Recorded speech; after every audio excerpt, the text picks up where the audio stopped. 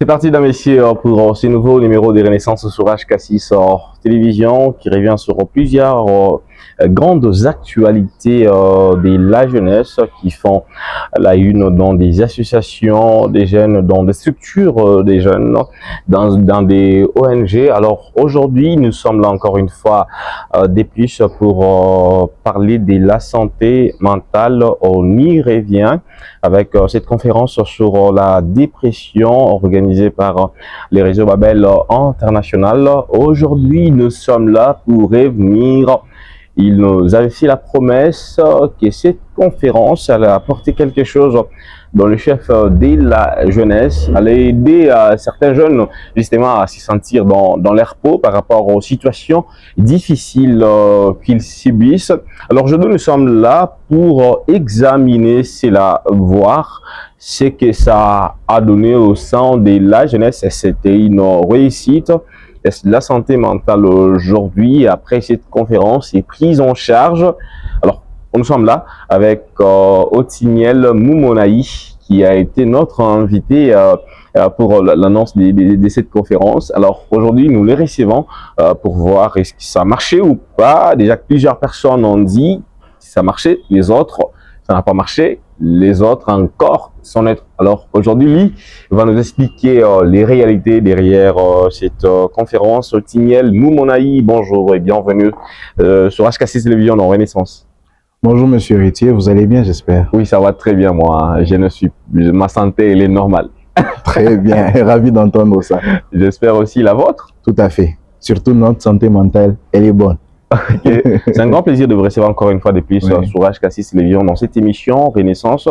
L'autre fois avec vous, avions abordé cette question de la santé mentale qui est beaucoup plus négligée par les jeunes. C'était un prélude d'une conférence que les réseaux Babel International devraient organiser. Aujourd'hui, nous revenons avec vous.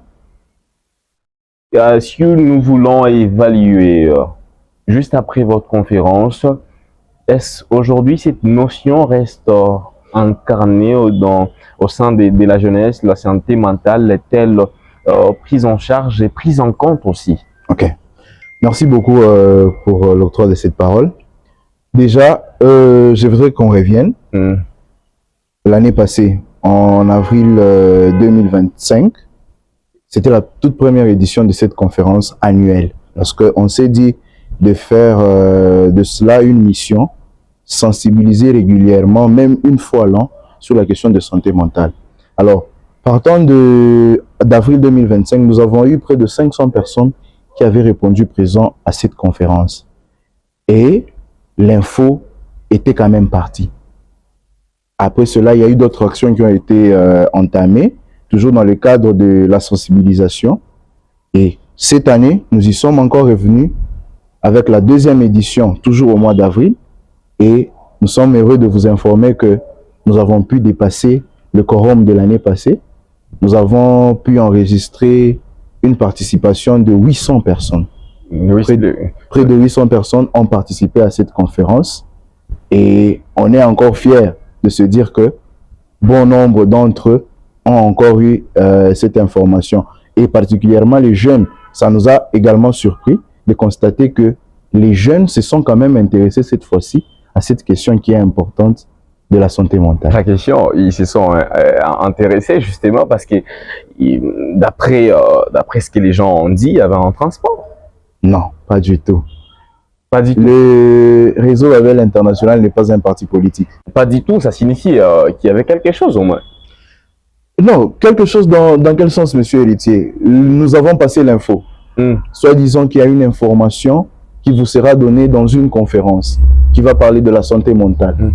Les personnes ont trouvé important de venir entendre ce que c'est la question de santé mentale, la dépression, parce que le thème déjà, c'est dépression, indice et prise en charge. Alors, partant du thème, il a intéressé les gens sont venus répondre présent pour savoir de quoi il s'agissait. Est-ce que les panels étaient-ils en forme justement pour occuper tous ces jeunes-là?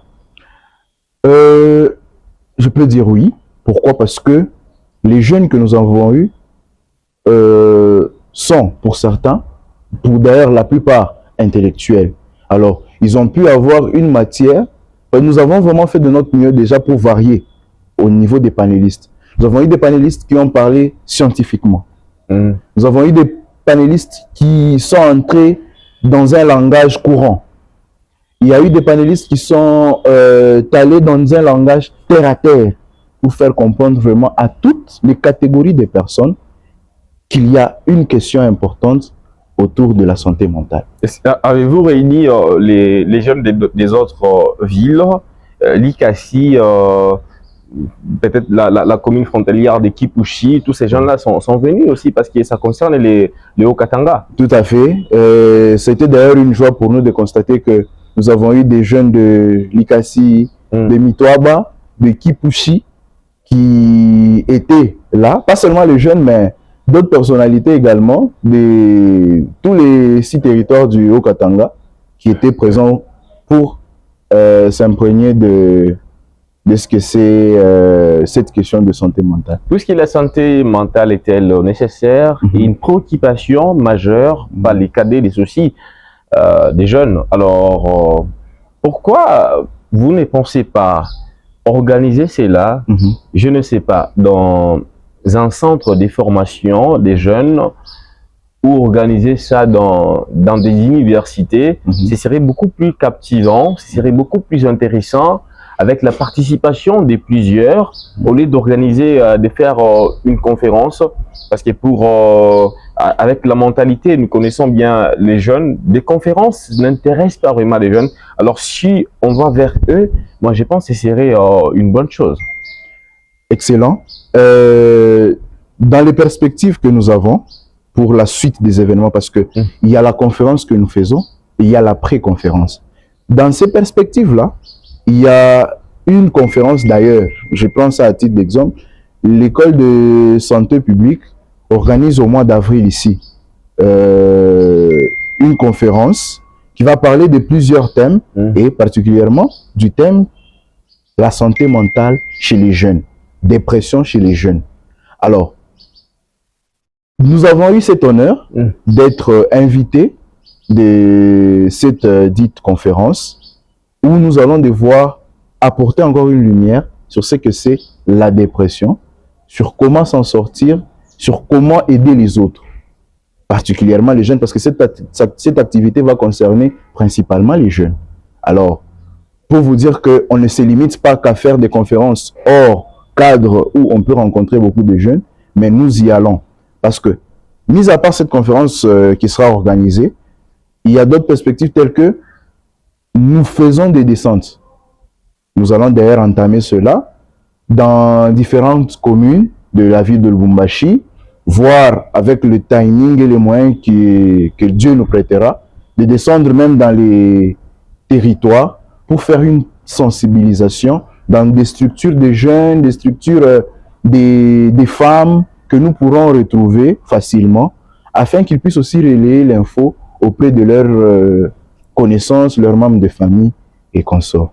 Avez-vous jaugé le jeune juste après la conférence? Est-ce la santé mentale a été une préoccupation pour les jeunes juste après la conférence? Ça s'initie où vous avez su tout ça parce que ces jeunes étaient là. Et c'est vraiment une préoccupation majeure pour les jeunes. Ça a été une agréable surprise de constater que beaucoup étaient sous-informés, mais vivaient la dépression. Beaucoup de jeunes aujourd'hui souffrent de la dépression, mais ne savent pas peut-être que c'est la dépression et ne savent pas comment s'en sortir. C'est la difficulté qui est constatée. Mais notre surprise a été agréable. Après la conférence, on a recueilli différents témoignages qui nous ont démontré que non, pour certains qui n'étaient pas intéressés, vont s'y intéresser désormais. Pour d'autres qui en avaient une connaissance, savent maintenant comment peut-être s'en sortir. Qu'est-ce qui les intrigue à s'intéresser beaucoup plus puisqu'ils n'étaient pas intéressés après la conférence ou pendant la conférence, intéressés directement? Mais c'est la compréhension. C'est la compréhension de la chose. Sur base de quoi? Je vous donne un exemple. Vous vivez d'une maladie que vous ne connaissez pas. Pour vous, vous dites que ce n'est même peut-être pas une maladie. Donc, vous n'avez aucune connaissance sur la chose. C'est une maladie, c'est un phénomène normal. Ou c'est quoi au juste? Mais un jour, vous rencontrez quelqu'un qui vous dit, non, monsieur héritier, vous voyez, telle chose qui vous a souvent dérangé dans ce sens, de temps en temps et tout.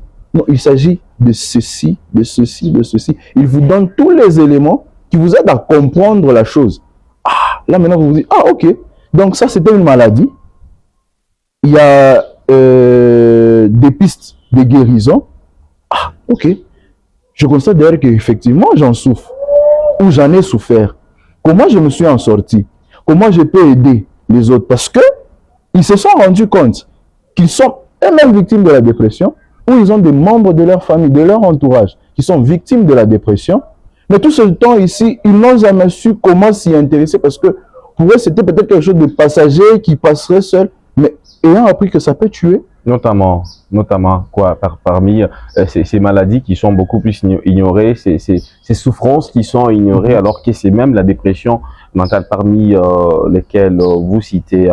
Non, pas les maladies, mais les éléments. Les éléments, oui, notamment. Oui, je prends, vous avez un sentiment constant de tristesse. Je pense que vous allez peut-être vous retrouver. C'est arrivé à tout un chacun de nous à un certain moment de sa vie. Vous êtes là, après avoir accumulé beaucoup de difficultés peut-être à payer ce mois-ci les minervales, difficultés peut-être rencontrer la famille, il y a eu des petits soucis et tout. Vous vous retrouvez, à un certain moment, vous êtes seul. Un sentiment de tristesse vous envahit. Et ça commence à vous amener à des idées, par exemple, suicidaires. Non, est-ce que cette vie ici, j'ai vraiment de la chance, moi? Pourquoi tout ce malheur ne m'arrive qu'à moi? C'est ça même le début de la dépression. Vous commencez à déprimer. Vous commencez à vous dire que vous n'avez pas le droit d'être heureux.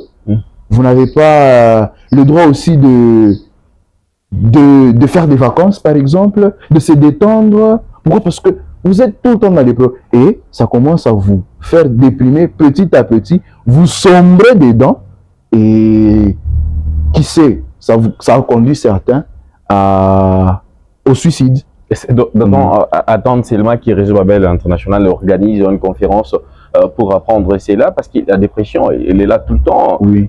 Alors, nous devons seulement attendre que vous puissiez vous organiser une conférence pour apprendre. Le Réseau Babel International tend la main à tout le monde. Pas seulement le Réseau Babel International, mais le Programme national de santé mentale tend la main à tout le monde.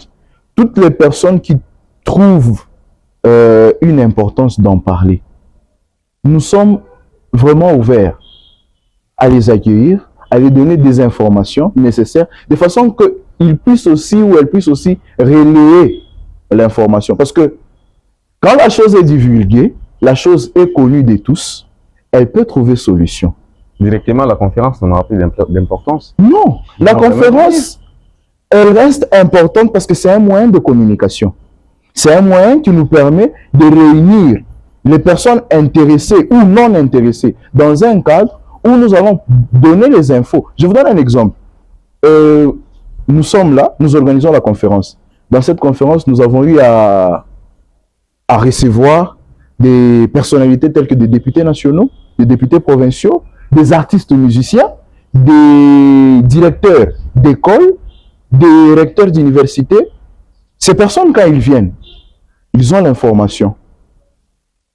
Si ces personnes ont aussi ce souci de se dire, on doit vraiment en parler, on doit vraiment trouver des solutions par rapport à ce sujet, qu'est-ce qu'ils font?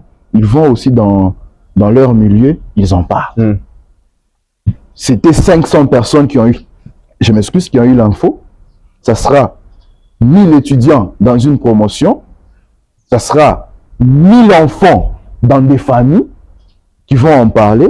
Et voilà, l'info est relayée, les gens commencent à en parler, les gens commencent à savoir, à comprendre c'est quoi la dépression, comment s'en sortir, comment aider les autres. Je ne sais pas si j'ai répondu à votre question. Et quelles sont les solutions directes? On se retrouve dans cette situation, on n'a pas les moyens d'appeler, de se déplacer vers le réseau Babel International ou dans n'importe quel centre des formations, justement, d'information. Alors, que pouvons-nous faire ici? Y a-t-il des remèdes plus faciles à ça entre nous? Je suis là, je sens que je déprime vraiment. Qu'est-ce que je peux faire? Je suis dans ma chambre, je n'ai personne qui appelé. Qu'est-ce que je vais faire? Ok. C'est une question qui serait mieux répondue par les experts du domaine. Parce que moi, je suis l'une des personnes qui accompagne l'idée. L'idée de sensibiliser, l'idée d'informer et d'accompagner ces personnes à trouver des solutions. Mais ces solutions, les personnes habilitées à donner, ce sont les experts. C'est ce que signifie pendant la conférence. On n'a rien parlé de ça. Vous avez été superficiel seulement? Non, comme je vous dis, on a parlé de ça, vous étiez dans la conférence. Ça a eu effectivement à être relayé dans l'info. Monsieur, je suis en train de vous donner la réponse. Étiez-vous dans la conférence? Si, tout à fait. Tout à fait. Répondez à la question. Merci. Vous allez constater que les experts que nous avons eu à avoir dans la salle ont donné des pistes de solutions, telles que prendre du temps pour soi. Ça, c'est une première solution qui nous a été partagée par nos experts le jour de la conférence. Prendre du temps pour soi. Est-ce que dans ce que nous faisons, nous avons le temps de se dire que non, j'ai trop travaillé, il faudrait que je me repose. J'ai été trop stressé par le boulot, il faudrait que je me détende. Est-ce que nous avons ce temps? Les experts que nous envoyons nous ont dit, prenez du temps pour vous. J'aime d'ailleurs, il y a une experte qui nous dit, prenez le temps de créer, et prenez plutôt l'occasion de créer du temps pour le plaisir, car le temps de la douleur se crée seul. Alors, ça en vaut la peine de prendre du temps pour soi parce que ça nous épargne à rester dans cette situation de dépression intense et constante. Je vous donne un simple exemple. Vous êtes au boulot, il y a un stress que vous avez connu durant la journée parce qu'il fallait finir un programme, il fallait finir un reportage. La journée se termine. Vous rentrez à la maison, la moindre des choses à faire, c'est de se retrouver dans cette joie familiale. Votre petit frère qui vous taquine, votre fiancé qui vous anime. Vous voyez, vous êtes un peu dans une atmosphère hors boulot qui vous permet d'oublier certains stress. Ça, c'est une des pistes de solution qui nous a été donnée d'ailleurs, qu'on peut appliquer même n'étant pas expert du domaine. C'est celle-là que nous disons que nous allons d'ailleurs la plus partager parce que nous trouvons qu'elle est parmi les plus accessibles à tous. Mais certaines personnes disent que la dépression mentale, avoir un psy, ça c'est pour les Occidentaux, pas pour l'Africain. À ces gens, je réponds qu'on a accepté de prendre les habits des Occidentaux. Pourquoi on va laisser la question de santé mentale seulement aux Occidentaux? Si nous devons copier, copions et copions bien. Pourquoi on ne devait pas en parler? Moi, je trouve que les personnes peut-être qui disent ça, c'est sûrement par manque d'information déjà. De se dire qu'à Lubumbashi aussi, ou en RDC, nous avons des experts. Les experts que nous prenons au réseau Babel International, dans nos conférences et même dans nos séances de prise en charge, ils ne sont pas étrangers, ils sont congolais. Ce sont des personnes qui ont vu de l'importance dans ça. Ils ont décidé d'étudier. L'ancêtre n'est pas décédé suite à une dépression. C'est vous qui le dites. Ok. Oui, c'est vous qui le dites. Mais nous pouvons vous dire que il y en a eu qui sont décédés à cause de ça. Mais dans le temps, on n'en parlait pas. Dans le temps, c'était un sujet qui n'était pas africain. Mais petit à petit, on a pris les vêtements africains. On a pris plutôt les vêtements occidentaux. On a pris les voitures occidentaux. Sinon, on devait aussi se dire, ne prenons pas les voitures, ne prenons pas les vêtements, restons dans notre domaine archaïque. Mettons nos habits en peau d'animaux, en feuilles et tout ça. Mais si on a pu prendre le reste, je pense qu'il faudrait prendre aussi ce qui est très important, qui va nous permettre de continuer à s'habiller, qui va nous permettre de continuer à conduire. Pourquoi? Parce que tout part de là. Et si ici, ça ne va pas, je pense qu'on ne pourra rien faire convenablement. Donc à ces gens, nous disons qu'ils essaient de changer de mentalité. Oui, qu'ils essaient de changer de mentalité parce que c'est en changeant leur façon de penser qu'ils vont s'aider eux-mêmes et aider les autres. Parce que c'est vraiment une question importante. Je vais vous donner un exemple. La personne qui vous dit, par exemple, que ce n'est pas africain de parler de la question de santé mentale. Mais c'est cette même personne qui va aller déprimer parce qu'il n'a pas eu quelque chose pour payer la farine des enfants. Bon, comment il veut ne pas parler de la santé mentale pendant qu'il est lui-même touché?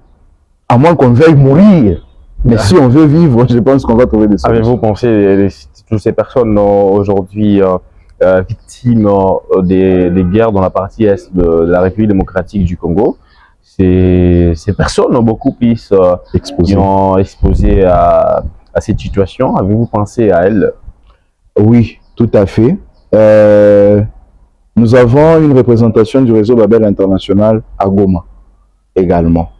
Certes, avec tous les soucis de guerre qu'il y a eu, ça ne nous a pas permis de vraiment accéder à ces milieux-là. Oui, non, pas y accéder, mais à faire vulgariser l'information sur la santé mentale, sur la dépression. Et d'ailleurs, je suis content parce que j'ai eu à rencontrer une fois un monsieur qui est sur la ville, directeur général d'une grande entreprise, qui est originaire de l'Est du pays, et il m'a dit que c'est une question qui l'intéresse beaucoup parce que, ayant vécu là-bas, ils ont été exposés à ces crises de dépression à tout moment, avec tout ce qu'ils ont eu à vivre. Alors, Dieu merci, petit à petit, la paix est en train de se rétablir dans cette partie, et nous pensons continuer avec nos activités parce qu'on avait déjà commencé. Ce qui nous avait mis les barrières, c'était effectivement cette insurrection rwandaise. Alors, pourquoi ne pas commencer directement avec ces déplacés des guerres ici à Lubumbashi qui sont venus de Goma? Ils sont ici à Lubumbashi dans les quartiers Zambia là-bas. Ils sont là. Pourquoi ne pas commencer d'abord avec eux? Ils sont nombreux. Alors, avec moi, je pense que ce serait une bonne idée au lieu d'attendre d'aller d'abord là-bas. Merci beaucoup. Voilà pourquoi ces genres d'échanges sont importants. Nous ne faisons pas que donner des infos, nous recevons aussi des informations. Donc moi, je profite pour dire merci beaucoup. C'est une information que nous, on n'avait pas. Alors, merci beaucoup, monsieur Héritier, de nous donner cette information. Dans les jours à venir, vous allez voir le réseau Babel International agir dans ce domaine-là, agir dans ce quartier-là, parce que notre objectif, c'est de lutter contre cette dépression. Mais si vraiment on peut trouver ces personnes, là que vous nous avez dit, vous allez d'ailleurs nous accompagner, question de prouver au public que non, c'est notre souci, c'est un cheval de bataille du réseau Babel, du fondateur Alidor Mouyaya, de sauver toutes ces personnes. Ouais, c'est tellement une bonne chose. Oui. Nous sommes presque à la fin de cette émission. Alors, une personne qui n'a pas du travail, une personne qui n'a rien, il déprime. Elle déprime, j'y arrive. Vous arrivez, vous lui donnez des conseils, il faut faire ça, il faut faire ça, il faut faire ça, sans aucun moyen financier. Pensez-vous que cette personne, après votre départ, va-t-elle retrouver sa santé normale, puisqu'elle restant dans la même situation financière, la personne pourra encore plus déprimer? Merci beaucoup. L'une des objectifs du RBI, en parlant de la santé mentale, c'est d'amener une personne à surmonter ses problèmes. Surmonter ses problèmes dans quel sens? Ce n'est pas tout le monde que vous allez rencontrer qui va vous donner des solutions. Mais qu'est-ce que vous pouvez faire quand vous êtes face à des situations compliquées? C'est ça plus qui est notre mission. Nous ne donnons pas du boulot. Nous sommes une ASBEL.